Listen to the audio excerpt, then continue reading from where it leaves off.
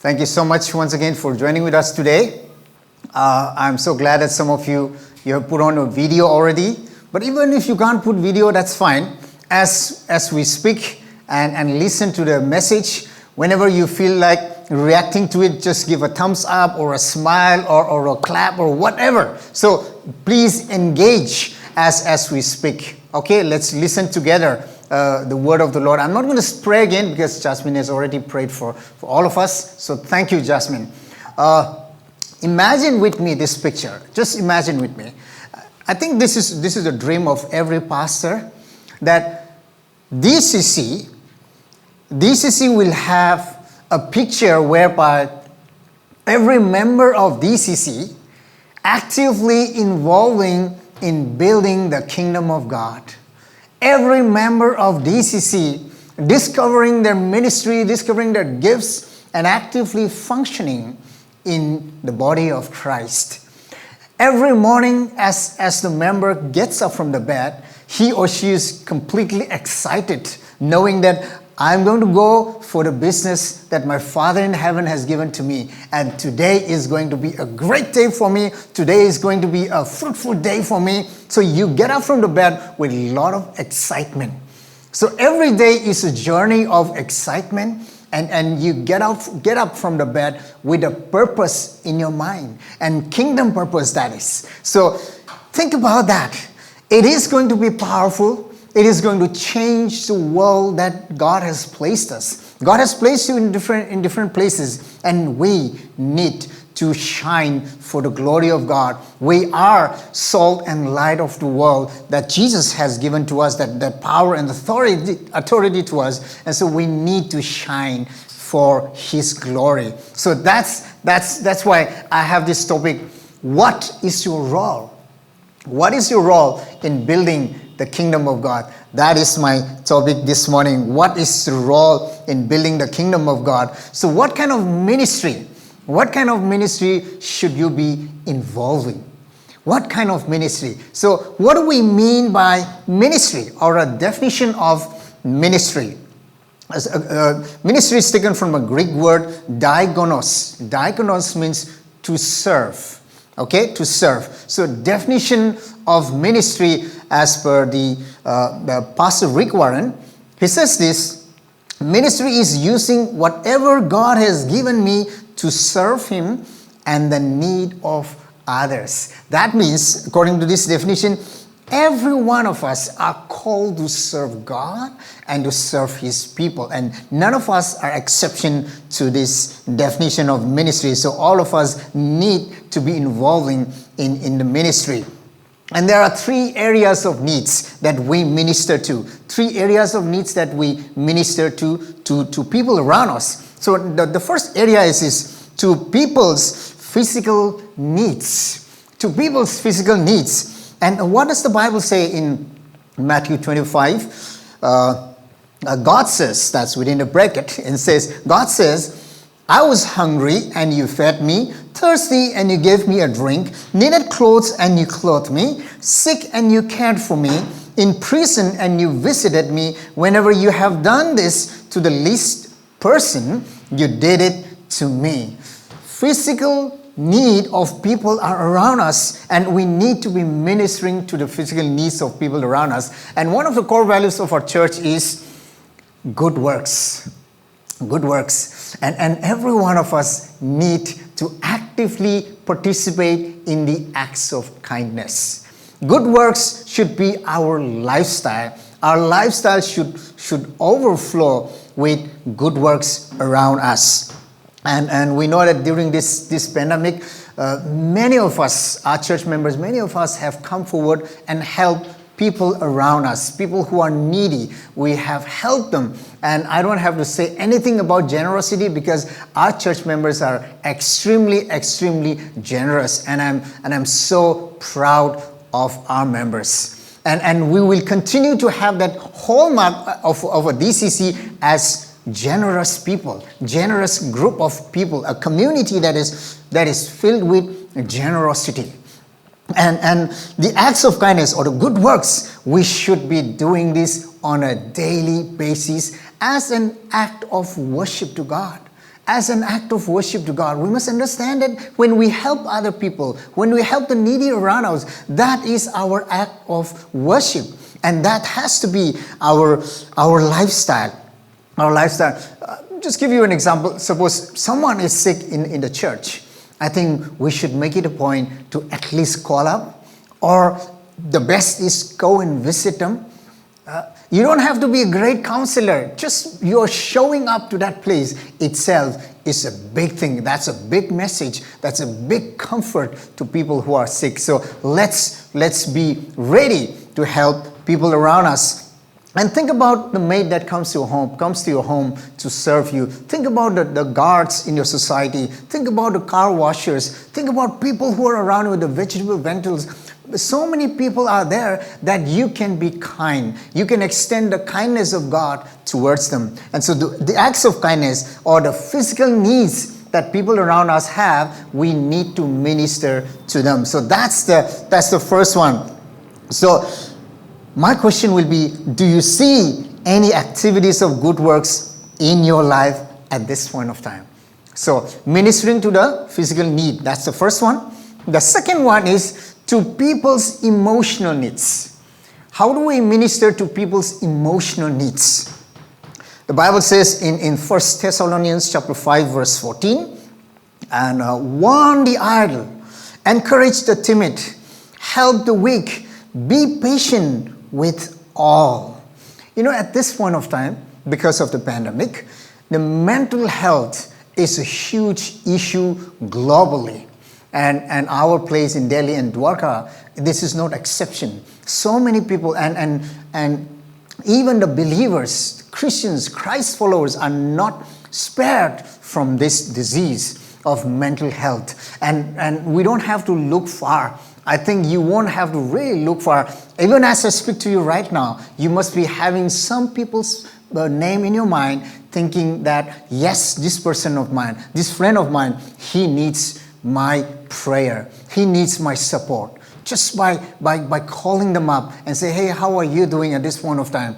You know, everyone or most of us are going through difficult time.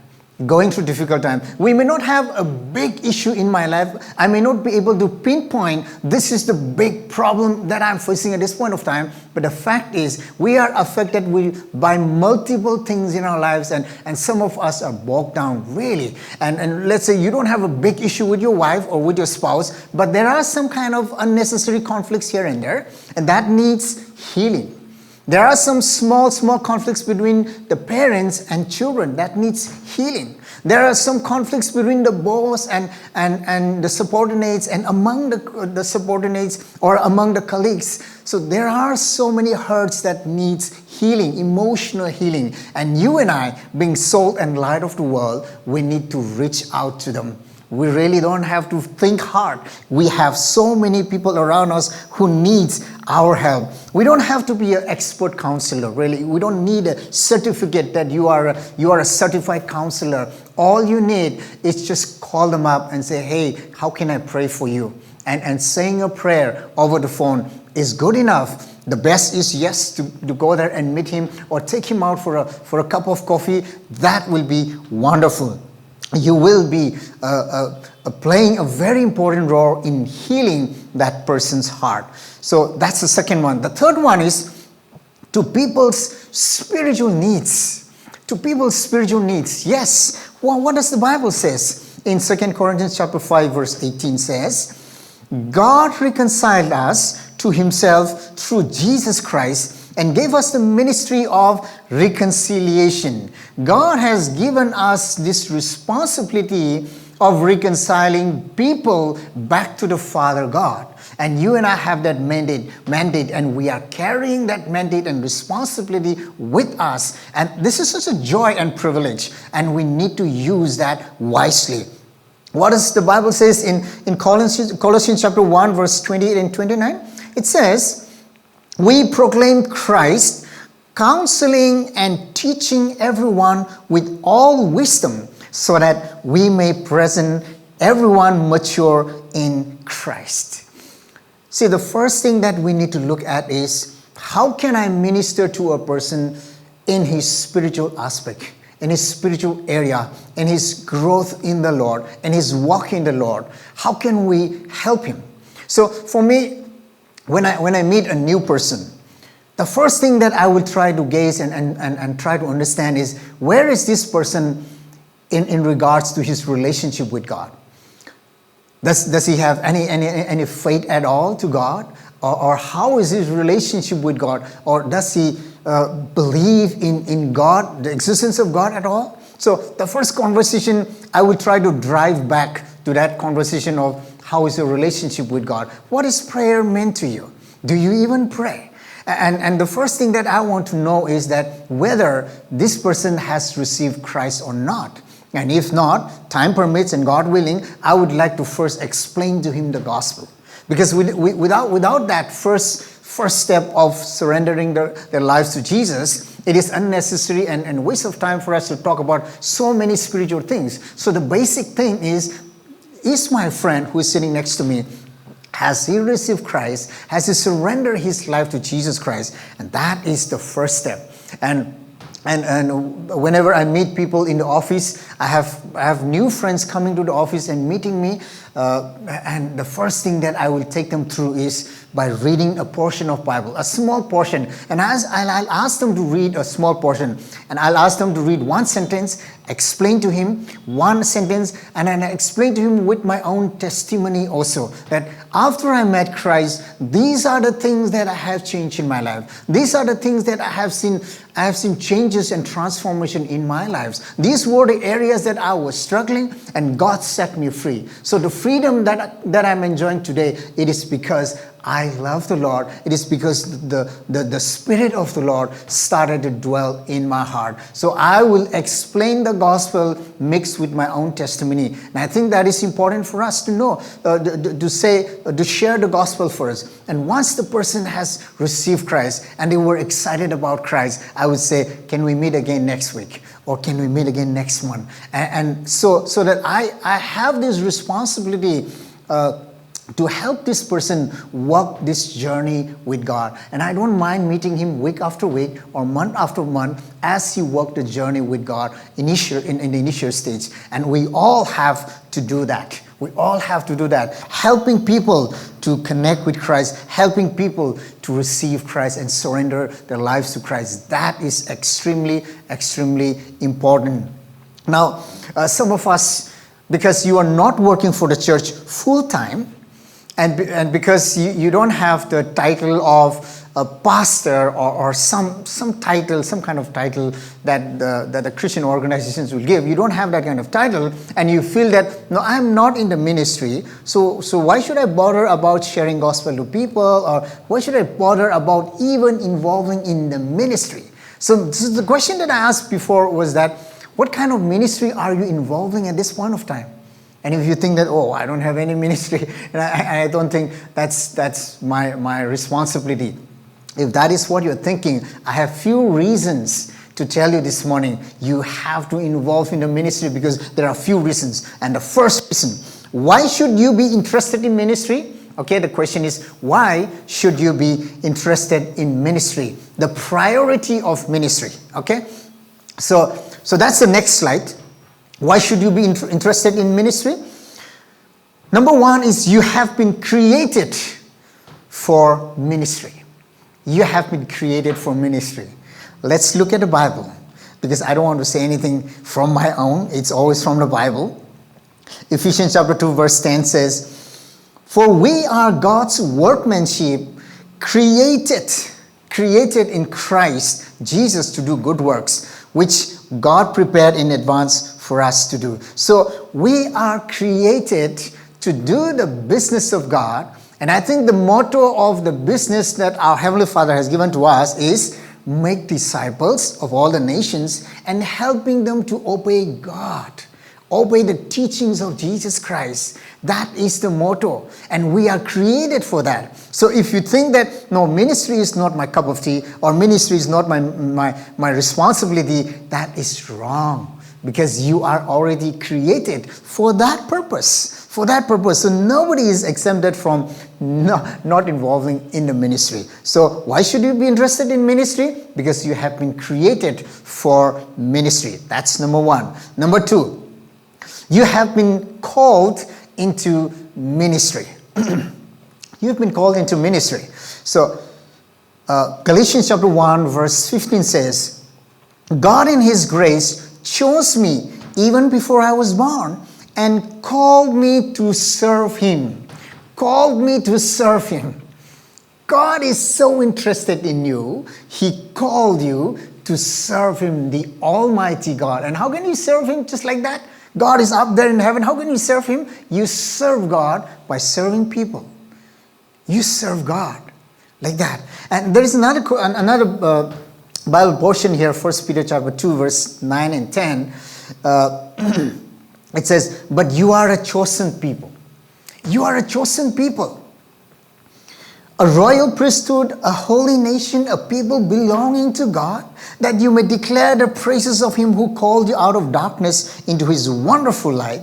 You were once not a people, but now you are a people of God. I would say my first identity is I'm a minister of God. What a privilege. I'm not saying this because I'm a pastor here, okay? Your identity first is you are a minister of God. God has ordained you, appointed you, chosen you, created you, and called you to be his minister. And what a privilege. If you don't have the hat of the minister right now, I say put it on right now. That's your right. You are a minister of God. You are appointed. God is interested in your ministry. God wants you to flourish in your ministry. So put on that hat, put on that responsibility, and minister to people around you. So are you in the ministry? The question is, are you in the ministry? You may be thinking, no, I'm not in the ministry. I am in the home ministry. Okay? Different kind of works that I'm doing. I'm not in the church, so I don't think I'm in a ministry. I think that's a wrong thinking. The right thinking is, yes, I am in the ministry of God, but I minister in the BBO, or I minister in the government offices, or I minister in hospitals. You are a minister ministering in different places as different professionals. I am a paid minister, paid by DCC, but you are paid by God the Father in heaven. What a joy. In that sense, in that calculation, you will receive much more reward than me, because my reward is being paid here every month. But you will be rewarded by God in heaven for what you are doing, because you're ministering not for anything, but out of your love and relationship for God. So what a joy. What a joy. We are in the family business of our Heavenly Father. I always say this. We are, all of us, we are in the ministry or in the business of the Heavenly Father. And the Heavenly Father's business is people. And we all need to involve in the people. But some of you are thinking, no, I'm not in the business. So I don't want to do anything with people. In fact, I don't like to talk to people. I don't like to meet people. I don't like to go to church. In fact, Corona is working out great for me because I don't want to go to the church. Right? So now, my question for you is, if you work for one business entity here on earth, as you go for work for that business entity, if you say to the owner of the business and say, well, I'm not doing anything these days because I'm not interested in your business, what will the business owner say to you? Will he say to you, good and faithful servant, come and share my profits? Will he say that to you? You know the answer. You know the best answer. My Father and your Father in heaven is in the business of people, involving with people. It is messy, I know that. It is messy, but it is a mandate. And we need to involve with people. We need to involve in the ministry. That is a mandate that we all cannot escape. You might be thinking, but see, I'm a minister and I'm ministering as an engineer in some company. Let me paint a picture to you. I would feel like this. If you are a godly minister ministering as an engineer in some company, that's well and good. But my picture for you would be something like this. You, as a minister of God, you will have a strict spiritual discipline in place. That's number one. I have not come across any godly man in the history of Christianity who are not spiritually disciplined. So you as a minister, I'm sure you are spiritually disciplined. I mean, the Bible intake, the prayer, the worship is in place and you're doing well. And the next thing is you are also connected with a cell group, because that's the place where you can open your heart, where you can minister to other people, where you need prayer, you can be prayed for, or you can pray for other people. That's where you can be yourself. So I would feel that you are connected in the cell group and you're functioning well there. And I would also feel that you are functioning even in the church, in small activities. You may not be preaching here often, and there's no need for that. Not everybody is meant for preaching, but you are doing something or the other, even in the churches. In the functioning of the church, you have not washed your hands completely and said, I don't have to do anything with what DCC is doing. I can go there and just put my attendance there, and that's more than enough. If I show my display picture on the Zoom, I think that is more than enough. No. You need to understand this. You need to understand this. Okay, so my thinking is that you are connected with God personally, and you are connected with a cell group. You are connected with a church member also, and you are functioning well both in the cell group and in the church. Now, one example that comes to my mind would be, say, for example, take for example Romy. Romy works for a company which is very demanding on her work, on her time. She works in a high pressure job, but I can see her well disciplined in her spiritual discipline. So because the cell group members can testify that, and I know I'm part of the cell group WhatsApp group, and I know that. And also she's part of the cell group. She's part of the functioning of our church, and she leads the Alpha course. This is the second time she has completed the Alpha course, leading that, and today she'll give the report also. So here is a person who works for a high demanding, high pressure job, but she takes out time for cell group, for the church, for ministering to other people in the form of conducting Alpha course. So I would feel that, yes, you are a minister in the workplace, but we can see those qualities of a minister of God, and that has to be checked, and we need to understand that. Okay? Number 3 is you have been gifted for ministry. You have been gifted for ministry. Number 3. And the Bible verse here is 1 Peter chapter 4 verse 10. Each one should use whatever gift he has received to serve others, faithfully administering God's grace in its various forms. So your gift, the gift that you have is from God, and God has given to you this gift so that you can minister to other people. I want to say this: salvation in Jesus Christ automatically includes a call to minister. Every believer is created, saved, called, gifted, authorized, and commanded to minister. So our gift is for ministry. So do you know your gift? What are your gifts? I'm sure you know it, but if you don't know, you should go through this tool called Discovering My Ministry or Discovering My Spiritual Gifts. And these tools are very good for us to discover what are my gifts, what are my gifts, so that I can function with contentment and with fruitfulness also. So it's important for us to know what are my gifts. And some of us may be thinking, oh, I don't have much gift. I'm not like Zimo or Apem who can play guitar or who can sing songs. No, that's only one gift.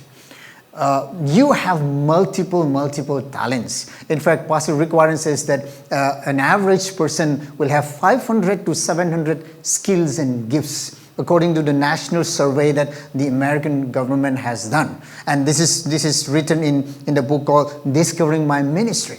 And so if by that, I think all of us, we have at least 100 gifts. And I think we need to utilize that. We need to utilize that. And Proverbs chapter 18 verse 16 says, a man's gift makes room for him and brings him before great men. Yes, so our gifts is for ministering to other people. You are gifted for ministry. You're gifted for ministry. And there are those obvious gifts that the church can immediately use it, like some people who preach here, or some people who can lead. They lead the service, like today Jasmine has led the worship service. And so those are obvious ones. And those musicians like Zimo and Apem, they are good in music, so they are part of the worship team. Those are obvious ones. And some people are good in writing. So we have Ton, Komi, Joylin, Techel, and Anjana. They are good in writing. But there are some people who are not obvious. People don't recognize their gifts immediately, and we don't know how to utilize that. But for example, this time during the lockdown, we discovered that Chingri is good in carpentry.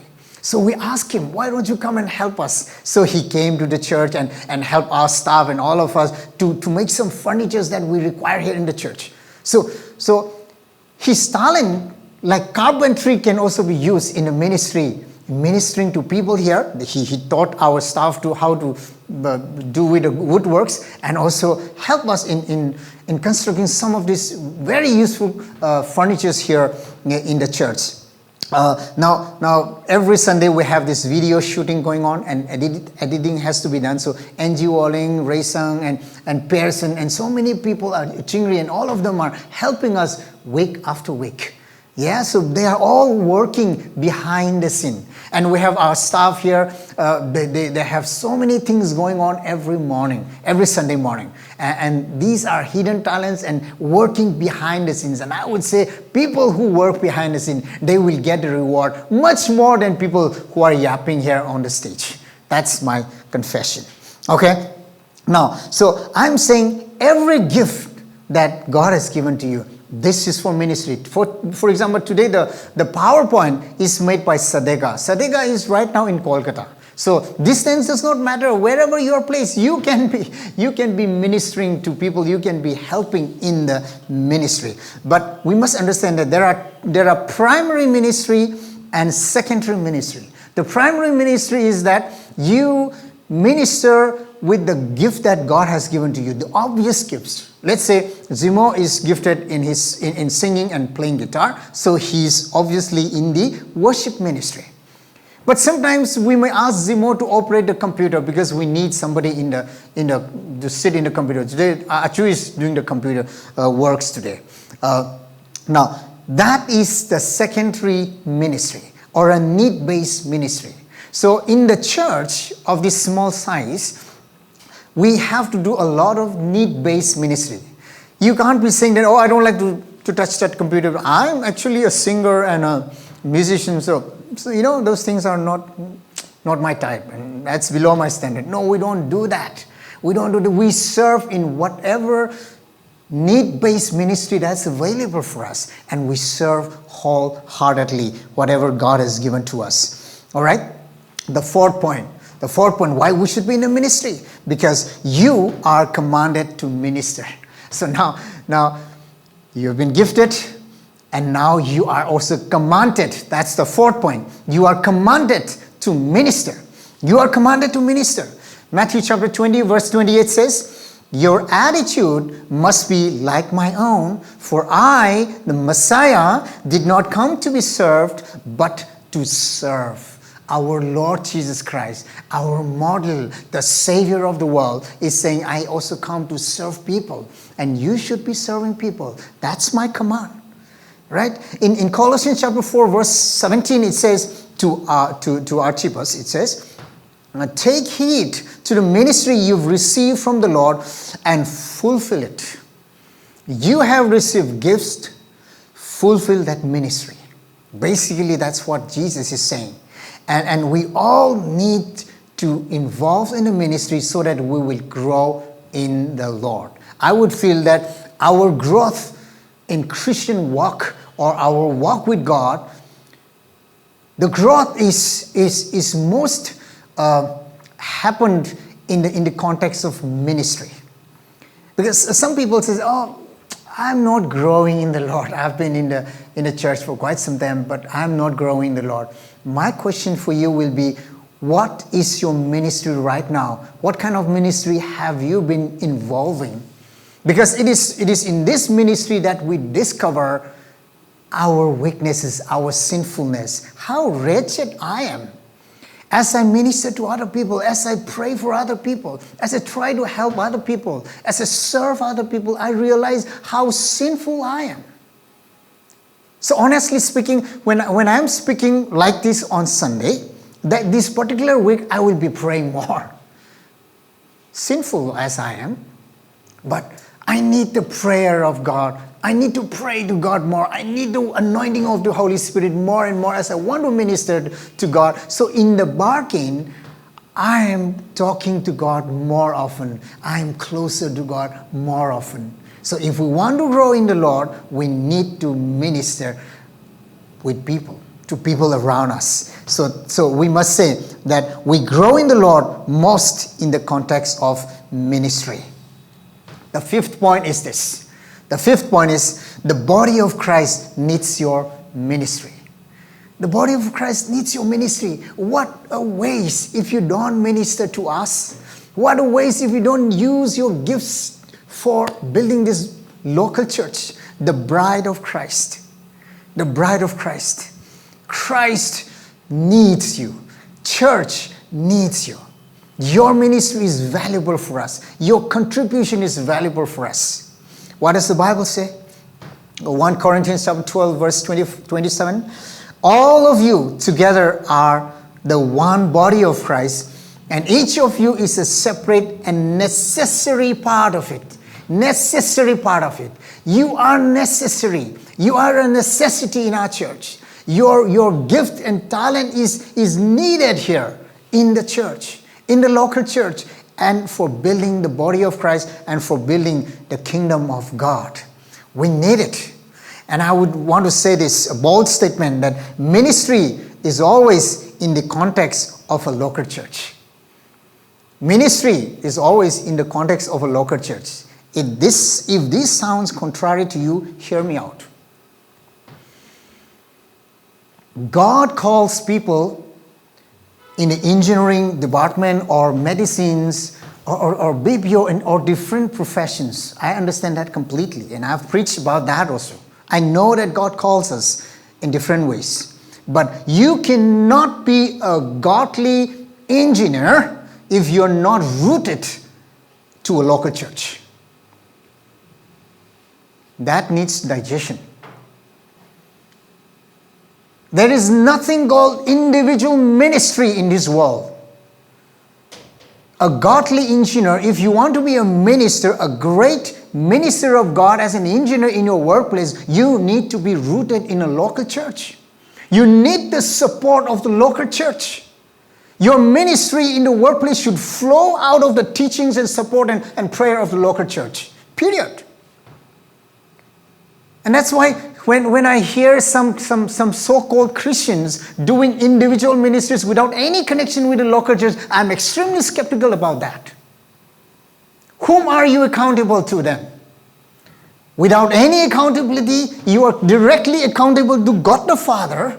That's what you're thinking. I'm skeptical about that.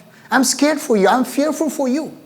People without accountability, I'm so scared for you. Because we are all vulnerable people. We are naturally sinful people that needs the help of other people, the support of other people, the prayer of other people. And if you think that you can do it alone, that's not in the Bible. I've not seen that in the Bible. In the Bible, we see Apostle Paul, Apostle Barnabas being prayed over, being laid hands upon by the elders of the church and being sent out for ministry. And are you bigger than Apostle Paul to do something of your own? I don't believe you, if that's what you're thinking.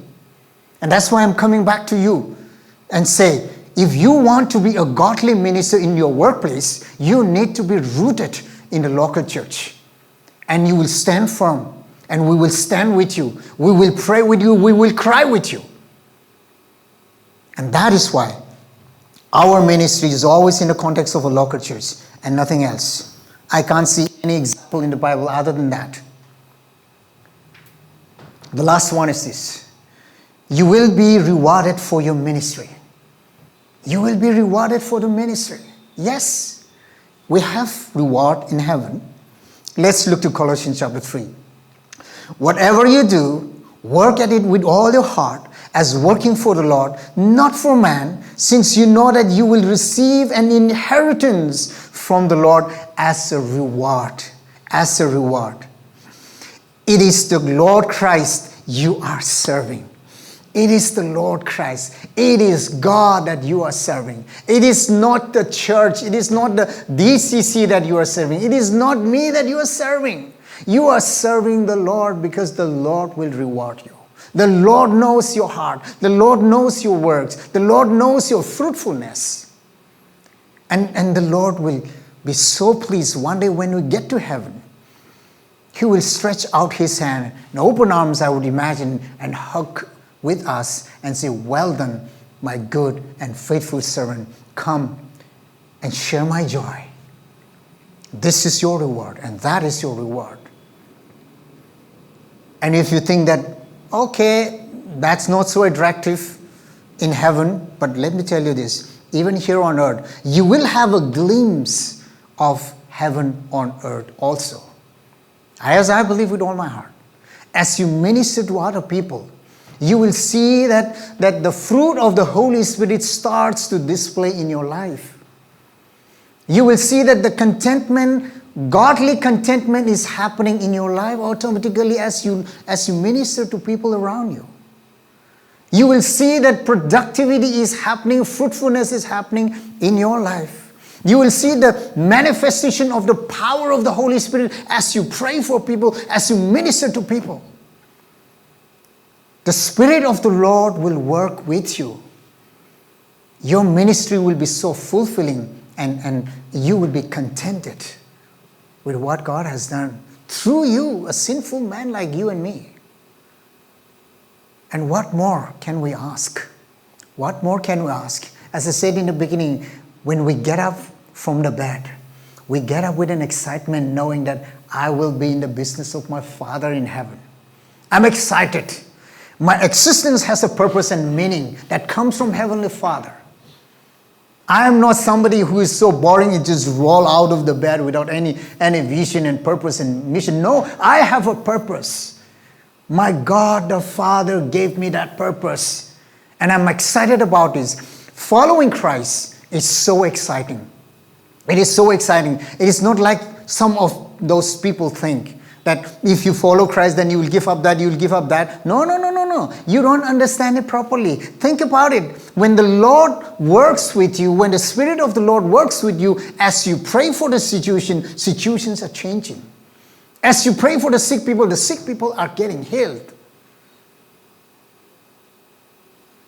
For a sinner like you and me, when the Spirit of the Lord is working with us, we are seeing tangible things changing within our eyes because of the supernatural power of God displaying through our prayers, through our ministry.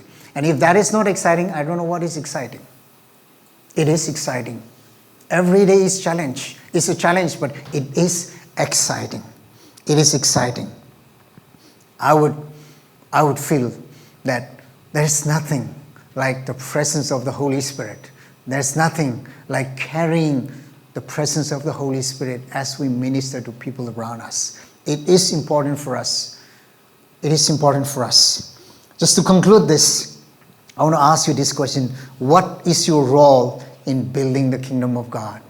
What is your role in building the kingdom of God at this point of time? If you have some roles, praise God. I'm so happy for you. If you don't have any role, I think this is a high time for you to ask the Lord and ask Him, what should I do? You have given me so much of gifts and talents. I want to be grateful to you for whatever God has given to me. And I want to serve God through these gifts and talents that God has given to me. Today, after the service, we will give you a link. In fact, it's a tech and media ministry sign-up form. It will be in the form of a Google form that will be shared with you all. you can go to that link and sign up which ministry that you want to involve. Particularly, this is about tech and media. It's mostly about media related ministry. Next year, we will have other ministries open up, other serving opportunities open up, then that we will send it again. But today, we will concentrate on tech and media because that's the immediate need for today and for at this point of time. So please take out time after some time to sign up that. And just want to acknowledge that this outline that I've used today is from Pastor Rick Warren's book, Discovering Your Ministry. This outline has been taken from him and credit goes to him. And thank you so much for listening to this sermon. I believe that the Lord will help us as we are willingly available to serve him and love his people. God bless you.